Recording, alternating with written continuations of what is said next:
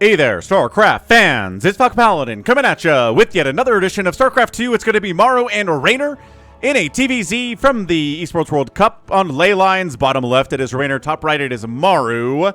Both players are world champions in the past, but they are not world champions now, and I think they can get back to where they were. So that's why I chose this replay for the Sunday cast of the week, and I think it's going to be an even match here, right? Maru has won so many GSLs, a couple of world championships. Reynor has won a world championship as well. So I think they're both on the same level, but not quite playing up to the same level that they were when they were world champions. So again, it's going to be a TVZ here. Just a regular 16 hatch here from Reynor. No extractor tricking, just back to the basics. And Maru is walling off his choke with a supply depot and a barracks. This is a very popular build in Brood War as well. I want to know who did it first. I think it was StarCraft 2, and then it leaked over into Brood War. Oh, a double barracks wall off with a lot of Reapers. Opening here from Maru. Beyond popularized that build, and Reynor is familiar with it. So let's see how early he recognizes it's just not one Reaper, but 2 or 3 or 4 or 5 Reapers coming at ya.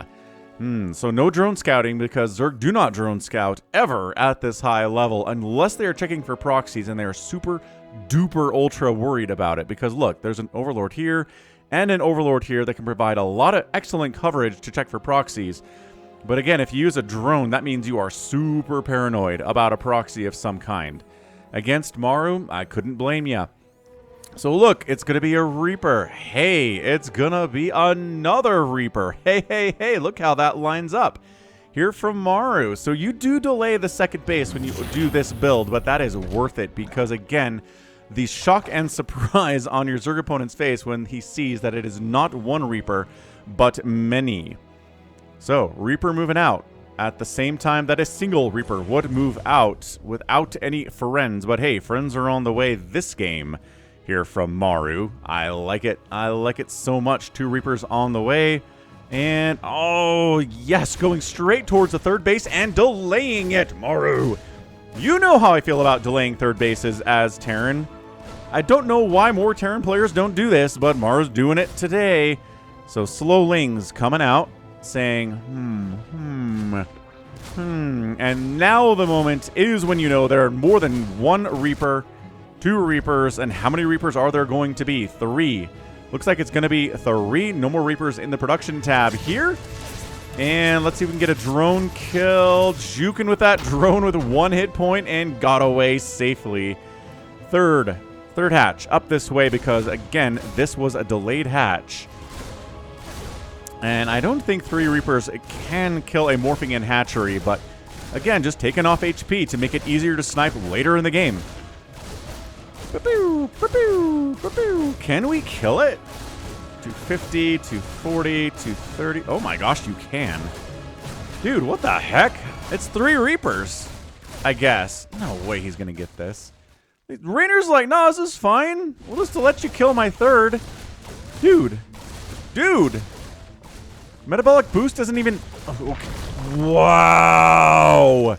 Reapers killed the 3rd base of Reynor as it was coming up, well, forced to cancel, and then killed the drone. Reynor's forced to do another 3rd base down here at the original location. He was trying to get it done and got it canceled as well. Well, not canceled. The drone that was going to be the 3rd base is now an extractor with, like, no HP remaining. All right, Maru, that's an opening. That's what we're here for.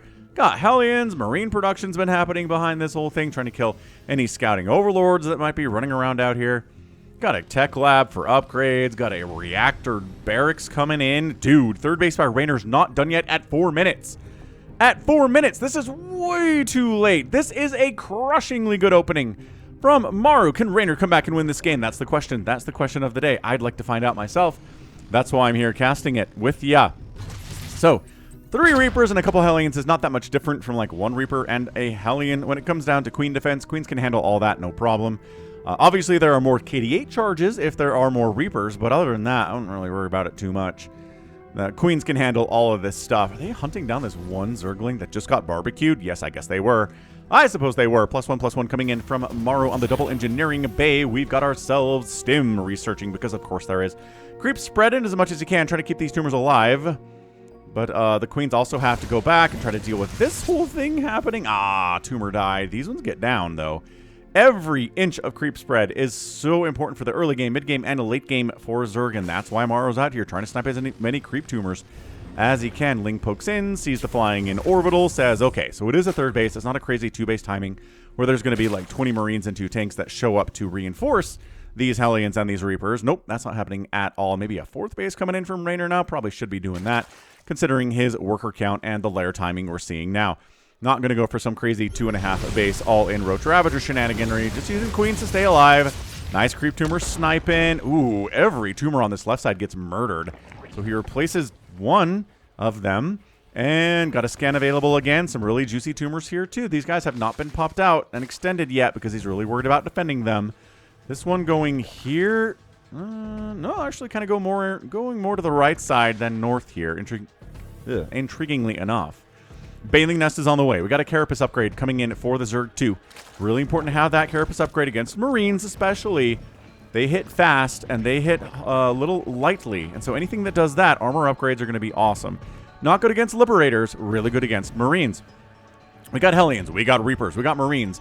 We've got a 6-minute timing push here. Hellbat transformation coming in. I didn't see the armoring. I should have seen it. Here we go. +1/+1 timing as well there. And here come the Hellbats. Here come the well, no Hellions, but Hellbats and Reapers and Marines against Queens. Kind of want to fight that. Ling's getting us around here. Could be dicey. Banelings are kind of going to be necessary here on for the Hellbats and the Marines. There we go. Banelings coming in. They're slow. Can he target fire down the third hatch before anything else happens? Yes, he gets the third hatch. Almost nothing else matters right now. Dude, everybody, yeah, they all get cleaned up. Nobody that got evacuated is going to die. They're all fine. But, dude, the third base is dead. New third base coming in from Reynor. That would be a 4th. He's double expanded down to the 6th base to make up for that, maybe. But Maru comes in. He gets a cancel, delay on the third base here. He gets a cancel on the third base here. He kills the third base here.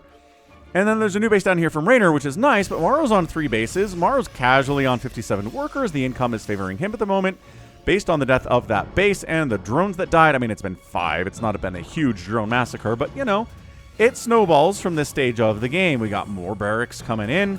Barracks, armory. We saw that already. Well, we intuited that was there because of the Hellbats, obviously. But Burrow's coming in, +2 ground Carapace. Coming in from Reynor pretty early, all things considered, and a +1 melee attack too. So this could be like a Ling Bane Infestor type play. This could be trying to get into Ultras later on. Not a big fan of going into Ultras when you're behind in the early stages of a TVZ. But if you're ahead, you know, anything works, man. Anything works at all. Creep spread in. Excellent.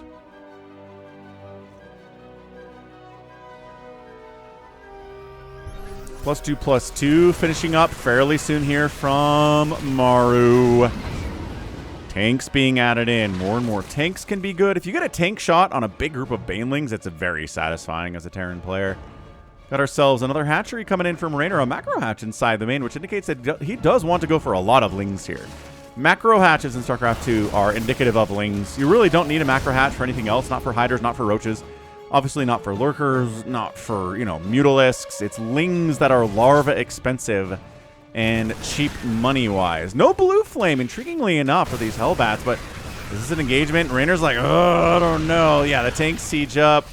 A couple Lings die there. This Hellbat just takes a bad path and gets killed. That's kind of the nature of StarCraft. A bad pathing gets units killed.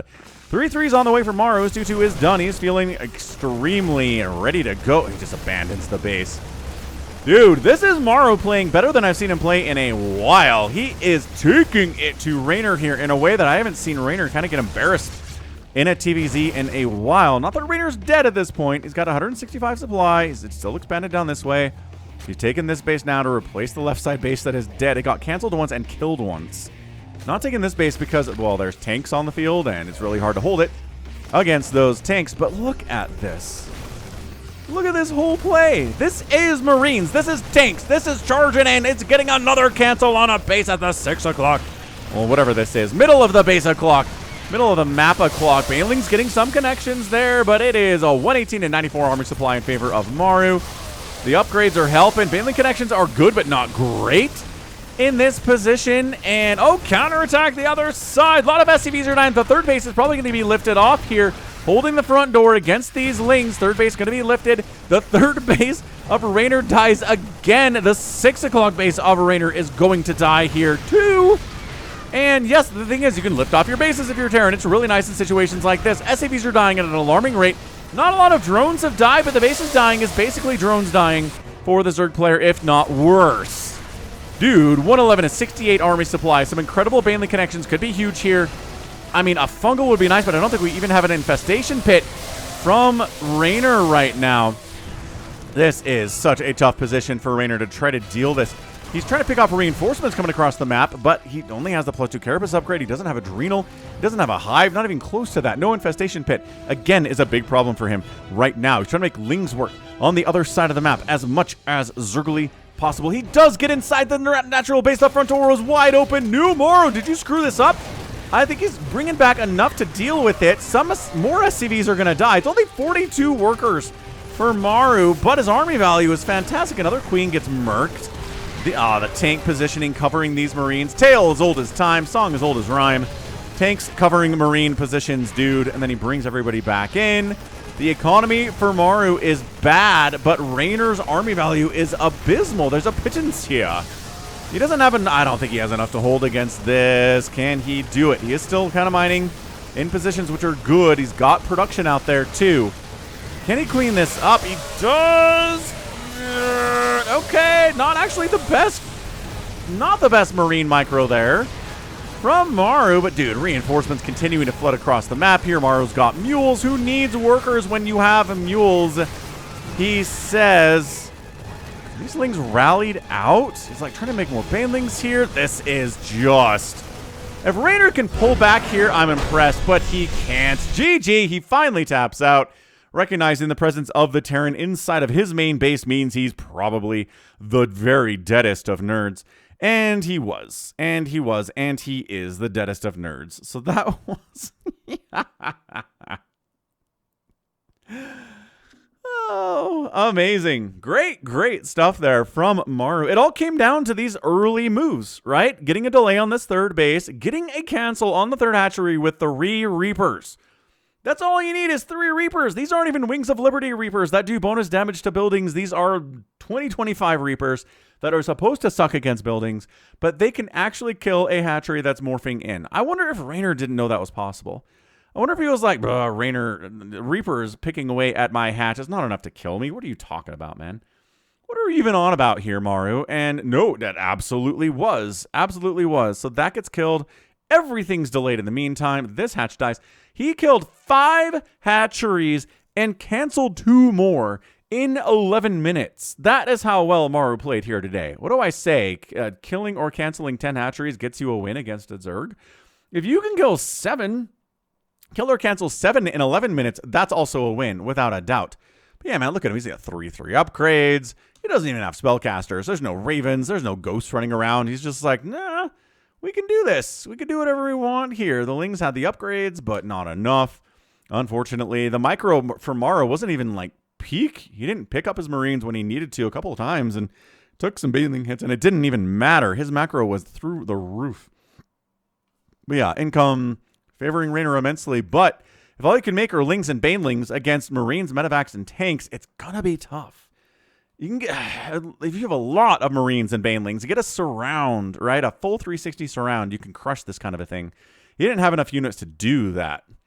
And especially with the death of this hatch and this hatch and this hatch, and this hatch, he wasn't going to have the required larva to spend all the money that he was having here anyway. And it's not like these were Adrenal Lings. And yeah, you just slow down the Zerg player enough and bad things happen to the Zerg. It's what we're talking about, man.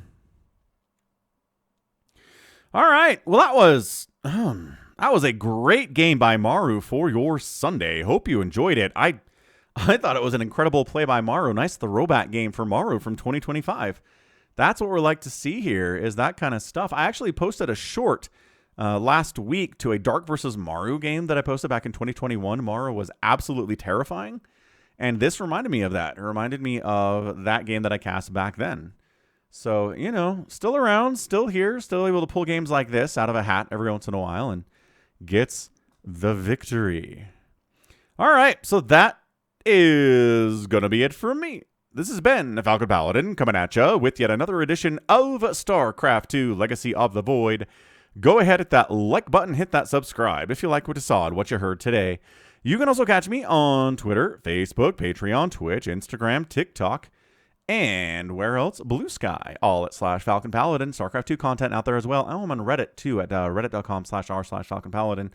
If you're a Redditor, if you're not, don't worry about it. Not many people are that also watch StarCraft, I don't think. But anyway, thanks for hanging out. Love you all. Have a great Sunday, and you take care of yourself.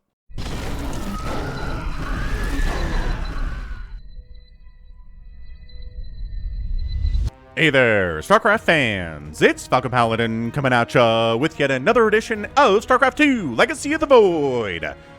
Today on Romanta's side, we've got Dark versus Parting from the losers bracket from TSL 6. Man, the TSL 6 was so packed with talent that the losers bracket is pretty much as good as the winners bracket in terms of talent. All right, so bottom right-hand corner here, we have Parting. He is the blue Protoss player, and in the top left, it is Dark. He is the red Zerg player coming at you here today. All right, so Dark's going to be pretty scary. He's the reigning world champ. He's looked pretty good, I think, lately in the last couple of months. He hasn't had an incredible 2020, but I mean, who has? Who's honestly had an amazing 2020? I guess Reynor probably has. Little hatch block of Rooney here. Clem's had a really nice 2022, I guess. So the young kids, the foreigners, are the ones that are having a good year, which makes a lot of sense, I guess. The future belongs to the children, is what they say. Okay, they're both 18. They're both adults, but still. Dark taking his natural at his third base, which again we had come to expect here in CVP. No huge surprise there at all. And yeah, welcome to Romanticide. Welcome to a 1440p ZVP cast here from Falcon Paladin. Hit that subscribe button if you haven't already. I'm posting StarCraft 2 content 5 times a week out here, including some lobby stuff, which is kind of fun once a week. Somewhere, you know, anywhere between bronze level and diamond level is the stuff I like to catch. Just once a week, kind of give a peek into what's going on in the lower levels. The rest of it is professional level stuff or GM level stuff as well. But yeah, I'm here. Okay, I know it says my channel is fairly new, but this is the second channel. I initially started a StarCraft 2 channel back in 2015. And then I started casting a little bit of Brood War because I was interested in that, and that kind of took the channel over and became a Brood War channel. So StarCraft 2 lives here now, but I have thousands of StarCraft 2 casts available out on my other channel, which is just youtube.com/Falcon Paladin, if you want to look for that. Anywho, nothing crazy here from Parting at all. 1 gate expands, Cybercore coming up as part of the wall, which I'm not a huge fan of. I don't really expect a lot of pressure here from Dark at all. He's getting queens. He's getting a third base. He's working on speed. He's not really fully saturated on his gas. So this is not something where he's going to try to Ling flood you. But, you know, better safe than sorry. Walling off early is probably a pretty darn good thing. Now, what's your second tech going to be? Stargate opening. Out of Parting. Are we surprised by that at all? No, we are not. Oh, also, quick plug. I am casting live professional StarCraft 2 out on africatv.com/laughingames and on Trovo. I'll put a link to that one in the description here as well. I'm solo cast the last couple of these because Laughing Games has been a little bit busy with work, but it's been a ton of fun. I know it's not YouTube. I know it's not even Twitch. They are platforms you're not familiar with. You're probably not huge fans of. But if you want to catch Falcon Paladin casting live StarCraft 2 at the professional level with players like Dark and Parting, then by all means, check me out at Trovo, link in the description, and africatv.com in the description. All right, Adept. You know, getting a couple kills, shading on out of there, getting a nice scout too. No roach warning, no lair timing, no second gas, not even saturated on the main gas here. Excellent, excellent job getting that scout off by said Adept. Void Ray opening from Parting. Are we surprised by that? No. Void Rays have become really part and parcel to this matchup in particular. Void Rays are really good against Zerg and can be extremely annoying. And you're like, Falcon, what did they do? Well, all they did was make them cheaper and make them faster and give them better acceleration, and make them build more quickly than they used to. So they buffed the ever-living crap out of the Void Ray in like 4 different ways, and now they're all over the meta. And I mean, that makes sense. That's how you do sometimes. Roach Warren is coming up. Spores, too. Some safety spores in case there was an Oracle cruising out, and there wasn't. But there is now. So an Oracle Void Ray. Void Ray looking for the Overlord, but Dark is so used to the Void Ray killing his first Overlord, there's not even one over here, I don't think. Third base coming up. Oh, never mind. It did kill it. Yeah, all right. I didn't hear it. Usually I hear that. So I listened for the sound of the Void Ray, but nope. Third base coming up. We're going to put some pressure on the Zerg player. They're not going to feel particularly safe getting over here. Yeah, 2 Adepts. Ta-da. 2 Adepts between a pylon, a Stalker holding the wall here. That's all you need, Protoss players. Even against Dark, that's all you need. Absolutely bonkers. Bonkers how little defense you can get away with in 2021. Oracle trying to get some stuff. Maybe got a drone kill up here, but Spore Queen is enough to shove her away pretty effectively. I guess we'll name her. That seems fine. So this Oracle's name is Sneaky Late Comment. Hearing Falcon Paladin's claim that he always reads every comment was treated as a challenge for this Protoss. He knew that even if he reads all the recent comments, he probably wouldn't be able to read ones that were made over 24 hours after the game was posted. Taking this as a life strategy, he brought his deadly aerial bomber out to a battle that had finished over 24 hours ago, firing on workers that were no longer there. That is a weird meta Oracle name for sure. Stasis? No. Did not happen. Lair coming up from Dark. So here's the trick, in case you were curious about this. I do read every comment anyone ever makes on either of my channels. It's just because YouTube gives us a little comments tab. We go to the YouTube studio and click comments. It shows us chronologically all the comments that have been made on any of our channels and any of our videos. I guess any of our videos. It's not all the channels thing, but yeah, that's it. So if somebody goes to a video of mine that I posted in 2016 and leaves a comment, it shows up chronologically as the latest comment on this page. So that's how I can read them all, obviously. I'm not going through and clicking on every one of my 3,000 videos to look for new comments every day. That doesn't make any sense at all. I would not do that. Hydralisk Den coming up from Dark, but YouTube does want us to engage with our viewers and gives us that tool, and I use it. I've always used it for the 5, almost 6 years now that I've had StarCraft, that I've been casting StarCraft. Man, it's going to be 6 years, end of February. That's crazy. What a milestone. What a milestone for me. Alright, well, what are we doing? Ling's just kind of trying to make trouble. Obviously, got a Hydralisk Den out to deal with the Void Rays and whatnot. Are we Phoenix? Moving into 3-gate Phoenix now. Twilight Council coming up. Forge here from Parting. Third base happily rolling. Fourth base just now getting started from Dark. This is not looking good. This is really not looking good for Dark at all. Protoss players having some good builds recently. So here comes the Phoenix. Dead Overlord. Probably a dead Queen. Hydras are coming out. Oh, are there enough? You know what? This is a lot of anti-air. Maybe get out of there.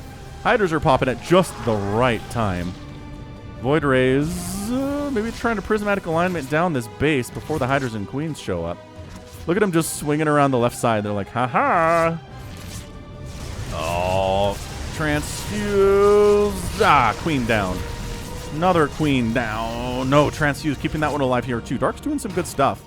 Got some Lings threatening the front door. Parting bills aren't really going anywhere at all. Void Ray just getting damage off. That Void Ray's probably dead. Get out of there, Void Ray. Oh, sacrificial. That one also kind of sacrificial, but Hydras are down here now. Or not down here now, and these Queens... Oh, reducing the Queen count to... Let's see what it is.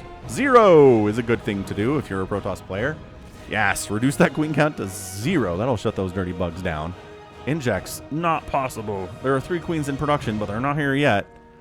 Phoenix, good unit, man. Good harassing unit. Can really ruin a Zerg player's day.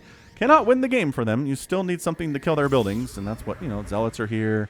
Working on Colossus for all these Hydras. Oh, this is beautiful. Parting has a game plan, and he's following it to a T. Just basically reacting at this point here is Dark, and I don't know if that's going to work out for him. He's got some roaches in production. He's going to try to Roach Hydra this thing.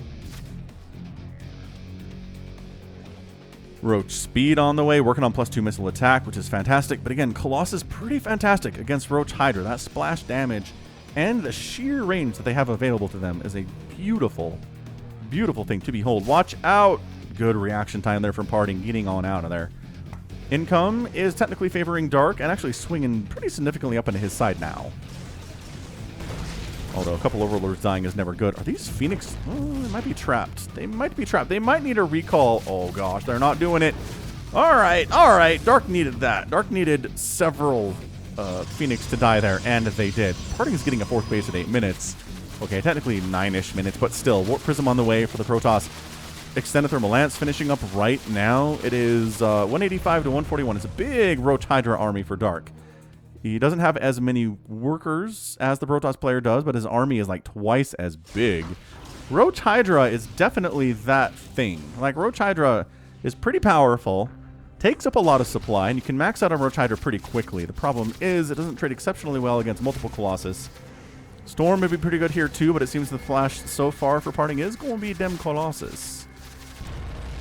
Hydra's working on, again, that +2 missile attack. Oh, the surrounds, though. Roach is coming in from the left side. There are no immortals at all. This is a little bit dicey. Nice force fields, though, and the right side has to retreat because the left side is completely kept out of this engagement, basically. Dude, these Colossus need to pull back. The Colossus need to be pulling back here. I've not seen a good Roach Hydra versus Colossus play in some time. Good force fields, keeping a lot of those units out on the left side, but they found a way. They found a way around the War Prism, keeping the Colossus alive, just dodging back and back and back here. It is 178 to 116 total supply, though. Dark is remaxing on Roach Hydra pretty darn effectively. Some Immortals in this composition I feel like would be pretty amazing. One Swarm Host in production, I think that's an accident. Out of Dark, all Zerg players have accidentally made a Swarm Host before when they're going for Roach Hydra. It's just, the hotkey is right there, man. All right, so parting, I like it. He's got his +2. His Colossus are doing all right for themselves. They've got 7 kills on the one and two kills on the other, which isn't the grandest of anything. But Stalker Colossus, what year is it, parting? Look at him. He's actually launching the Swarm Host. The Locusts are coming in, guys. Oh, boy. Oh, boy. No, War Prism dies, which means the Colossus are dead, which means it's just Stalker against Roach Hydra. Not ideal. That was a ginormous engagement right there. That was huge in favor of Dark. Pulling back with his Stalkers. Does. Pull back to the high ground. Pulls back to the high ground. Got his cannons. He's got, again, good upgrades. But the +2 missile attack is incredible right now from Dark. It's just exactly what you want. He's transitioning here into Lurkers. He's making more and more Roaches. Stalker versus a Roach is actually not great for the Roach because they're armored and take bonus damage from the Stalkers. Hydras trade better. But Blink Stalkers, man, just incredibly cost-efficient units here. Really buying some time to get additional Colossus out. He's going to blink. Oh, he blinks in here. He's going to maybe deny an upgrade. What does he do? He goes after the Hatch, and he's going to get it. So Hatch down is a good way to get back in this game, and then just recalls everybody out. One of the Stalkers dies. These two do not get the memo, and in fact, they should be dead, but they're not. Hang on. Hold up. Blink. Blink. Blink. Oh, there's a blink. Okay, so one of them survived. He might make it home. Entirely possible. I don't know. Adaptive Talon's on the way. It's 200 to 143 total supply, though. This fourth base in a lot of trouble. Shield battery overcharge is up. Cannons trying to fight against all this stuff. What are the Vipers here to do exactly? I don't know. Blinding Cloud, it seems, on the Stalkers. Very nicely done. Is there enough? Reinforcements are pouring in from Dark. That's a dead Nexus for sure. Parting is down to 3 total bases. Colossus doing some work here. Oh, tried to abduct, but actually saved it by picking up the Colossus mid-abduct animation. Holy smokes. Abducting the War Prism is the smarter play. There you go. Dark coming through with the genius maneuver of getting the Warp Prism instead. High ground positioning, not something Dark is super into. He's going to pull back, save his units' lives. Fourth base by parting is completely toast, though, and Dark is he's taking another base. So he is in complete control in this game. Parting had a better income, but Dark now sliding back up into his favor, replanting the third base. 20 probes died, which is just a ridiculous number of probes. Oh, the abducts. And we've not seen abducts versus Colossus very often. It feels like that was the intent when they showed us the Viper in one of the hype videos for Legacy of the for Heart of the Swarm. They were like, "Look, you can do this to Colossus," and all those Zergs were like, "Woohoo!" And then it just didn't happen as often as people expected it to. I guess Colossus were not as common in PvZ as it used to be, so that's part of it. And maybe that's because of the threat of the abducts. So the abduct did its job, right? Just made Colossus less powerful against Zerg than they used to be, don't you know?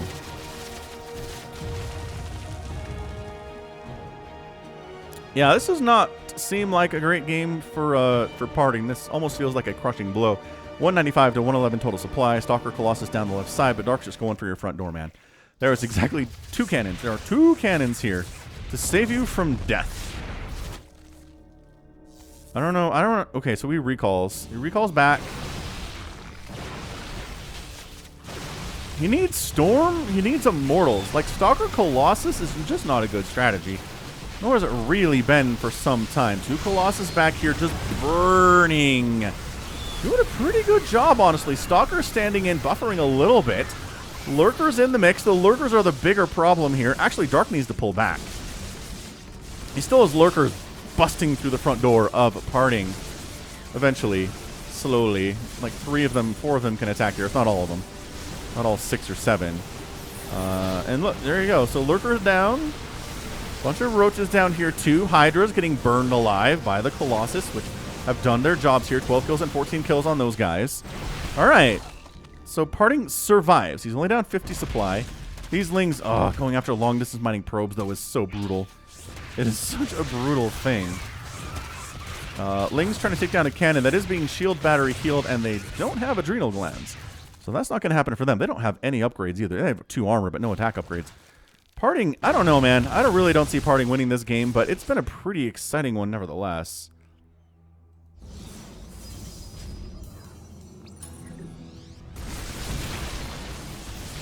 Yeah, I think Parting's hold on the other side of the map was extremely impressive. His production tab is empty right now, which is not great. And normally I say the longer a Zerg player stays on Roach Hydra, the worse it is for them, but... Mid-air dead Colossus. You don't see that a lot. It gets abducted. Whee, dies while it's being abducted. Just explodes in the sky. Can you imagine you look up and there's a Colossus flying at 100 miles an hour and that just explodes and all its parts rain down on you? I love that Parting is doing this. Parting's like, I don't have as good an army as you. I'm aware of that fact. I'm going to micro my little heart out. Try to do it. I guess what I was saying before I got distracted was usually a Roach Hydra loses its value over time, but in the case, yeah, that's GG. In the case where you're that far ahead, it doesn't matter. So nicely done. Dark does get the win in about 16.5 minutes. A little good non-stop game there. Maybe a bit shorter than the ones I like to throw up on the channel, but still fantastic display of just Dark holding on after, some early setbacks, a couple setbacks there, but he was able to get the Roach Hydra out, get the good upgrades in, getting +3 attack on his missile attack and +2 armor. Just killing it on the upgrade side of things. Ends up killing, how many resources? 27,000 to 30,000. Parting lost more than the Zerg player. That's never going to work out for you. And the income tag will look like this. I mean, that tells you everything you need to know, I think. So fantastic job by Dark, looking extremely scary. Parting, I think leaning too heavily on the Stalkers, though. I really do. Stalker Colossus is not really a viable composition in 2021. You got to get some Storm. You got to get some Immortals out there, too. I think Storm would have been incredible. Immortals would have really helped versus the Roaches, and honestly, against the Lurkers, too. But he did what he could. I think he microed exceptionally well. That is kind of Parting's thing, is just insanely good micro. And that's maybe one of the reasons you clicked on this was for that reason, yeah?